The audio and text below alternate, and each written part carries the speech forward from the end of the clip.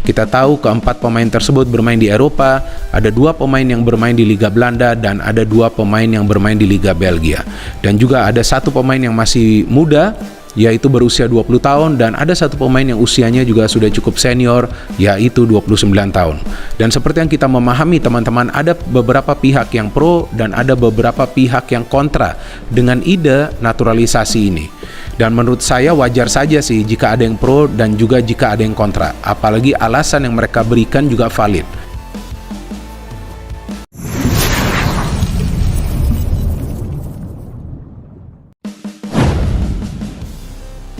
Mauro Zijlstra dan Ian Maatsen akhirnya gabung dengan timnas Indonesia versus Cina. Branko Ivankovic langsung ketakutan melihat skuad timnas Indonesia full pemain Belanda. Babak baru timnas Indonesia, Zijlstra dan Maatsen resmi gabung. Era kekuatan penuh dimulai. Jakarta, gegap gempita sepak bola nasional kembali menggema setelah 2 pemain keturunan Belanda yang selama ini ditunggu-tunggu, Mauro Zijlstra dan Ian Maatsen, akhirnya resmi bergabung dengan timnas Indonesia. Kabar ini datang menjelang laga krusial kualifikasi Piala Dunia 2026 melawan Cina. Publik sepak bola nasional sontak bergemuruh. Bahkan media-media luar negeri pun memberikan sorotan besar. Terlebih karena pelatih Cina, Branko Ivankovic, dikabarkan langsung merasa cemas melihat daftar pemain timnas Indonesia yang dipenuhi pemain berdarah Eropa, khususnya Belanda. Kedatangan Zijlstra dan Maatsen ini bukan sekadar tambahan amunisi, melainkan sinyal bahwa timnas Indonesia kini sedang membangun fondasi kuat untuk tidak hanya menjadi Raja Asia Tenggara, tapi juga tampil menggebrak di level dunia.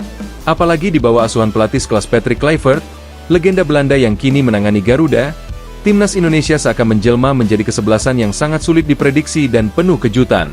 Naturalisasi yang dinanti, Zijlstra dan Maatsen, 2 potongan puzzle terakhir. Sebenarnya nama Mauro Zijlstra dan Ian Maatsen sudah lama muncul di radar pencinta sepak bola Indonesia.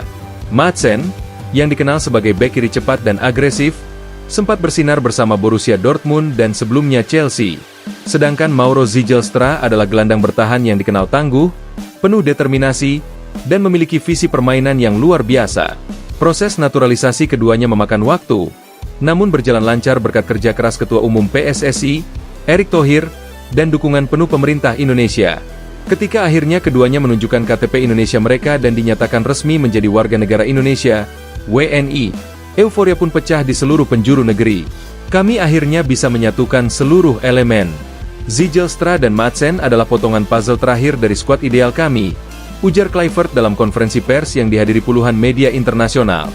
Respons Branko Ivankovic, saya tak pernah melihat timnas Indonesia seperti ini sebelumnya.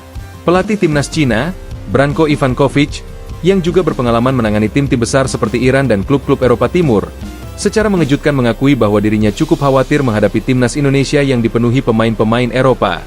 Dalam sesi wawancara eksklusif dengan media Cina, dia menyatakan, saya sudah mengikuti perkembangan timnas Indonesia selama 2 tahun terakhir, dan yang saya lihat sekarang adalah sebuah revolusi. Dengan pemain seperti Maatsen, Zijlstra, Riedewald, Reijnders, dan Gyökeres, mereka bisa saja menjadi kuda hitam yang menakutkan di Asia. Ivankovic menambahkan bahwa dia harus mengubah seluruh pendekatan taktiknya hanya karena kehadiran pemain-pemain naturalisasi Indonesia yang bermain di level tertinggi Eropa. Patrick Kluivert, kami tidak main-main.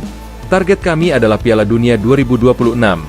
Dalam wawancara eksklusif dengan stasiun televisi Belanda, Patrick Kluivert menegaskan bahwa proyek timnas Indonesia bukanlah proyek jangka pendek atau euforia sesaat. Ia menyebut ini sebagai revolusi jangka panjang untuk mengubah wajah sepak bola Asia. Saya datang bukan untuk membuat sejarah kecil. Saya ingin membawa Indonesia ke panggung dunia. Dengan kualitas pemain yang kami punya sekarang, Zijlstra, Maatsen, Struijk, Reijnders, Riedewald, kita bicara tentang fondasi yang sangat kuat, ucap Kluivert penuh keyakinan. Line up terkuat sepanjang sejarah timnas Indonesia?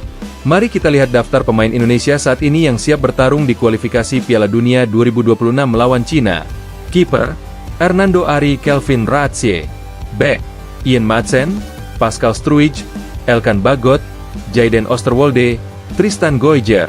Gelandang, Mauro Zijlstra, Jairo Riedewald, Tidjani Reijnders, Tom Haye.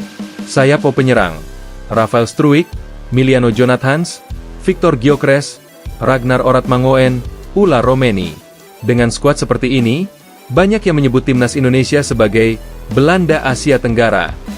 Tak hanya karena nama-nama pemainnya, tetapi juga karena cara bermain yang rapi, penuh teknik, dan berorientasi pada penguasaan bola serta transisi cepat. Supporter, ini adalah mimpi yang jadi kenyataan. Ribuan supporter memenuhi Bandara Soekarno-Hatta ketika Madsen dan Zijlstra tiba di Indonesia. Banyak dari mereka menangis haru dan membawa spanduk bertuliskan, "Terima kasih PSSI," dan "Garuda Belanda." Salah satu supporter bernama Dedi Prasetyo dari Surabaya